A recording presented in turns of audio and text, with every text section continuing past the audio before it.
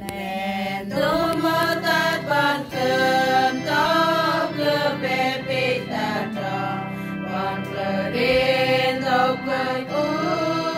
cerita nai narang kong tampan kampang rosiriku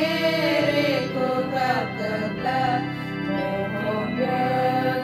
nampon lan netuan amai dai kepin mai rong kepsi ban werin tong mai ku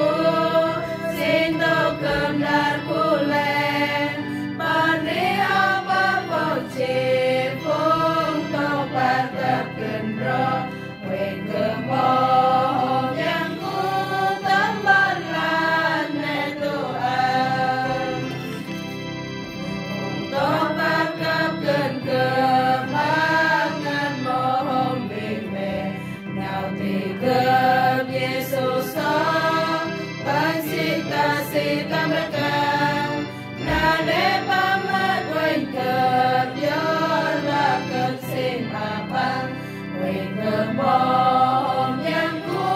tamban lan netuan Akrai dai kepin mai rong kepsi ban werin tong mai ku sin tau kemnar kule ban ria bapau cipung tong par kep kendro wen kemong